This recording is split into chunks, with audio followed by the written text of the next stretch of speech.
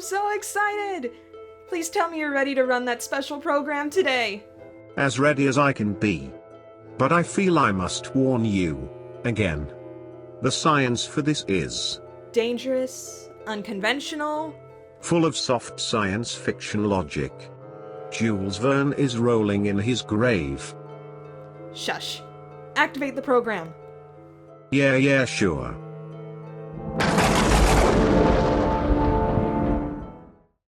Whoa. That was weird. Senpai!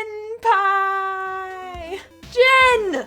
Corey! I'm so glad Phil could cross you over here so you could be here for the Eridan episode. I mean, you're the reason I got into Homestuck in the first place. Happy to be here. Eridan is my boy!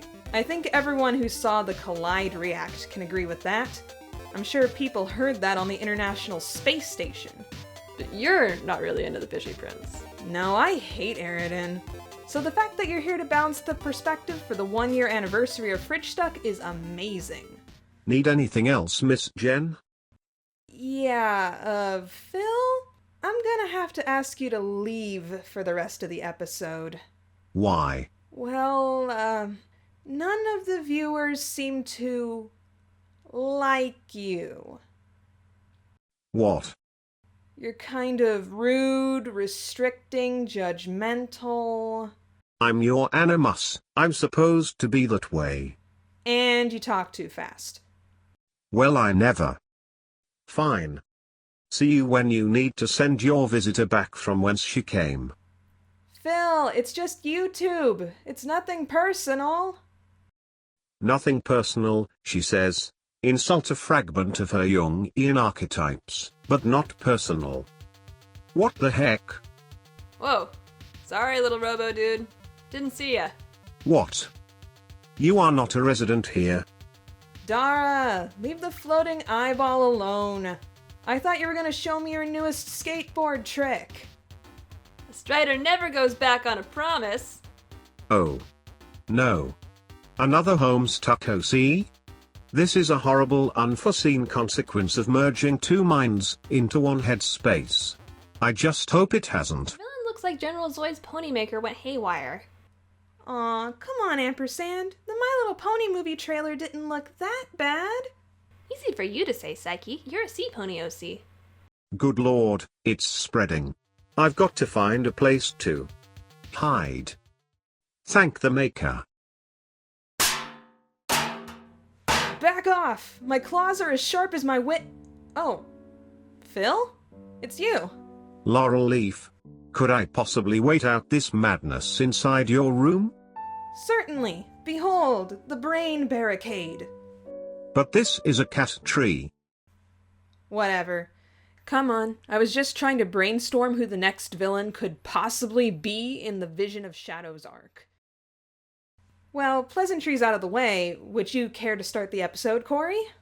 Thought you'd never ask. Come on and slam, and welcome to the Ampora.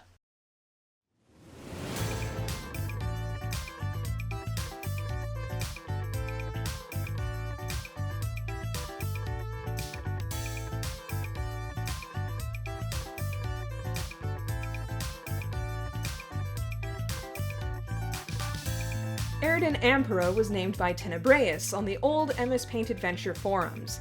Eridan was named after the mythical body of water, Eridanus, called the King of the Rivers by the ancient Roman poet Virgil, and his family name comes from the amphora, a type of Greek vessel for carrying liquids, which is often seen in depictions of the Aquarius constellation. Eridan's username is Caligula's Aquarium, serving as a major hint for his inevitable descent into villainy. Caligula was the nickname for Roman Emperor Gaius Julius Caesar Germanicus. The few historical sources that survive to the current century say that Emperor Caligula was a beloved ruler, for all of 6 months.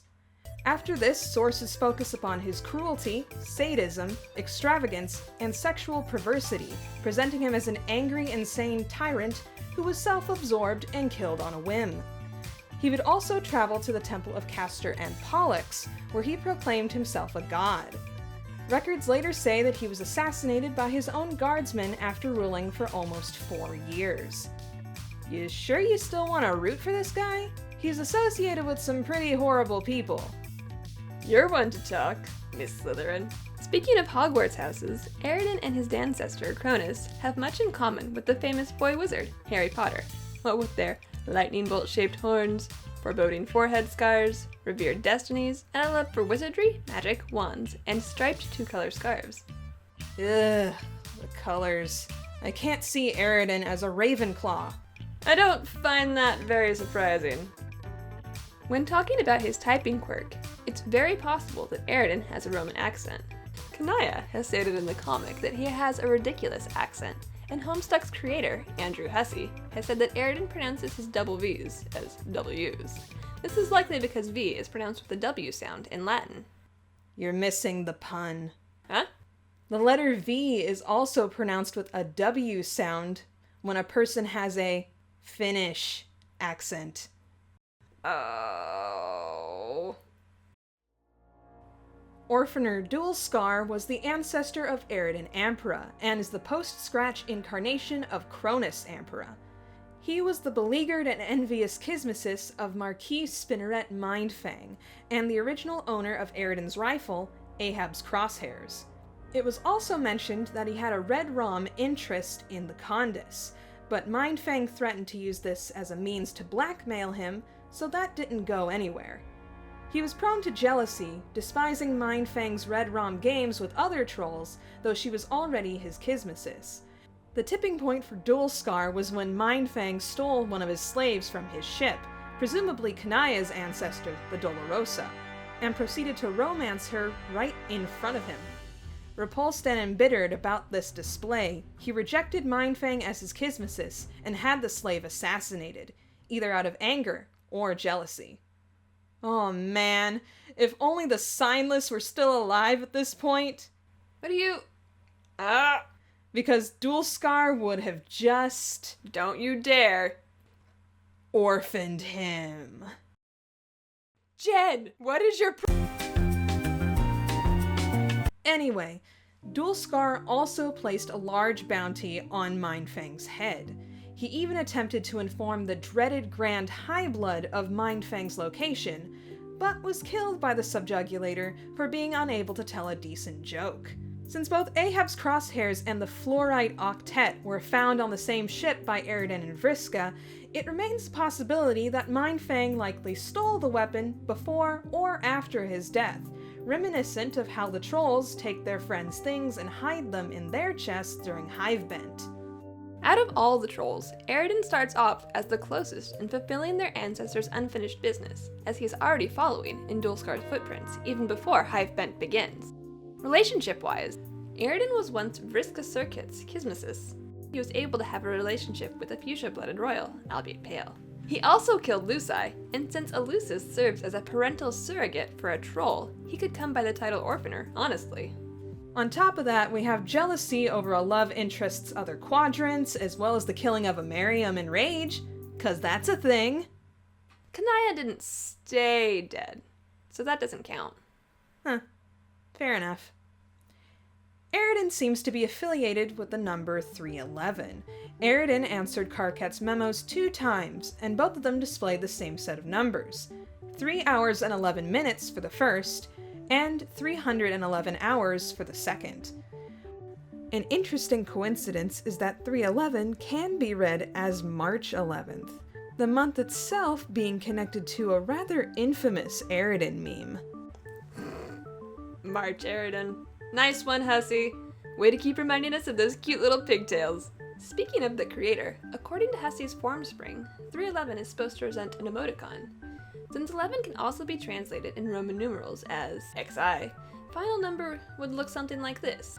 This looks reminiscent of a dead face. The 3 in the dead face may be a reference to Fefri Peshi's death, since she tends to use the 3 as crowns in her emoticons. An alternate interpretation is that it's a disgruntled face, since Eridan is a pretty disgruntled royal. The number itself could be read as 3 times 11, which gives us 111111. An important number for both the B2 and the Cherubs game sessions, although this seems to be more a coincidence than anything else. But notice also that the screen name Caligula's Aquarium begins with C-A-L. the first 3 letters from 3 other characters we know. Eridan's screen name also shares the same initials as his Ancestor, Eridan Ampora. Despite being part of the aristocracy, Eridan apparently spends very little time underwater and is very comfortable breathing oxygen. This is interesting because in astrology, unlike Pisces, Aquarius isn't a water sign, it's an air sign. This also explains why Eridan's Lucis can fly and is called a skyhorse, despite resembling a seahorse. Eridan is the Prince of Hope, so let's talk about the Hope class for a little bit. Eridan obtained his aspect from Cronus Ampora, the Bard of Hope, and his class from Kurlos Makara, the Prince of Rage, making Eridan and Gamzee some of the only trolls to obtain their class specs from a group of only 2 Ancestors. Hope is seen as both a figurative and literal element in the Suburb and Sugrub game sessions, since heroes of this aspect can wield literal light/science beams of death, and if their dream self dies, it's seen as all hope for the session dying with them, at least on Prospect anyway, which makes sense considering their bright yellow color pattern. Hope is often portrayed as a late game kind of aspect, usually manifesting itself in its most powerful form in the final last-ditch effort near the end of a session when it's really needed. This actually ties it in with the Greek myth of Pandora's box. For those who are unfamiliar with the myth, the story goes that a woman named Pandora was tricked into opening the box that held all evil, releasing it all over the earth. But after all the atrocities were let out, one last element entered the world to make up for the evil. That element was called hope. Although some interpretations state hope was actually the last evil in the box, it's up for interpretation. Fueled by one's deeply held beliefs and the power of friendship, hope is a powerful aspect to have ownership of, capable of both great good and evil, depending on whether the player chooses to be selfless or selfish during the trials of the game. And for hope players, at least for the sessions we've witnessed, their trial takes the form of a prophecy. As mentioned earlier, Eridan was the subject of a prophecy that spanned several game sessions. It was prophesied by the angel consorts that a hero would rise up and use the power of hope to defeat a great evil, originally believed to be Jack Noir. This destiny was passed down to Eridan by his Ancestor Cronus, who ultimately failed in his destiny by abandoning it and allowing hope to be destroyed through his class spect. Eridan also abandoned this destiny and replaced it with the desire to destroy hope, ultimately achieving his dreams of genocide by destroying the Matriorb, the last remaining source of hope for the troll species, and fulfilling his class role of the prince by destroying his aspect. Eridan was pretty ignorant of his class spect, though, as he did not seem to be aware that prince means destroyer, as he kept referring to himself in context of royalty and as the ultimate authority on anything involving hope. He wasn't even aware that he wasn't supposed to kill his angel consorts. And with that, the destiny of the player to defeat the great evil was then passed on to some other hero of hope, that being Jake English, fighting Caliborn, aka Lord English. Your comparative literature degree might be onto something, Corey. Eridan is Pandora's box, evil in an unassuming package. Andrew Hussey mentions Gamzee and Eridan had the same development as joke characters who've gone darker post-Hivebent. Hussey also confirms Eridan belongs to the category of Homestuck's antagonists, Eridan and Gamzee being the only trolls to be classified as villains, and that's not even counting the condescension! But maybe it's not completely Eridan's fault that he's evil. What are you talking about? I thought you fell into the camp of liking Eridan despite him being canon garbage. I do! I know that Eridan is a bit of a touchy subject with Homestucks. Even your recent videos were not spared the Eridan apologists and haters fighting in the comment section. But the thing is, it's okay to like and feel connected to a character and still acknowledge that they were pretty messed up and flawed. What I meant earlier is that Eridan might actually have shown signs of being mentally ill. Are you serious? Think about it. The mentally ill tend to see themselves as more lucid and realistic than those around them, and have trouble making others understand the way they see the world. Does this sound familiar to someone? Eridan, due to his sociopathic tendencies and his depression, is unable to relate to others, but because of his warped perceptions, it seems like everyone else doesn't understand him. Also keep in mind, the meteor the trolls were hiding out on ran out of Soper Slime a while ago, possibly aggravating Eridan's condition even further. You might have a point there, Senpai. Good thinking. And the last Eridan Ampora fridge fact is... I find it amazing how much the Amporas have in common with Alternia's Imperial drones. Drones? Those things that collect troll genetic material for the mother grub? Ow! Both Eridan and Cronus are obsessed with red and black romance. For example, the drones are instructed to kill anyone who does not comply with the propagation of the species. This links with Eridan, considering how he gets mad enough to attack and kill when he's romantically rejected. Then there's the strange connection between Eridan and Kanaya, a Jade Blood who would have served the Mother Grub, Eridan even once claiming that he wouldn't kill her along with all the other land dwellers. This makes his destroying of the Matra Orb even more shocking when you see this connection in a new light, a drone killing an unborn Mother Grub. Even his ancestor gets in on the game, as the collar of Dual Scar's uniform is modeled much like an Imperial drone's body, which all trolls tend to fear. Lastly, it should be no surprise that the Amporas are obsessed with sexuality, since their shared last name refers to what is essentially a bucket.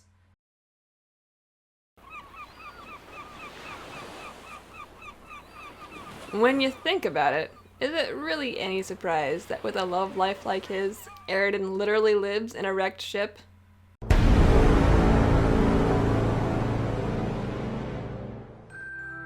Thank you guys so much for watching this Fridgestuck episode for Eridan Ampora. I hope you enjoyed.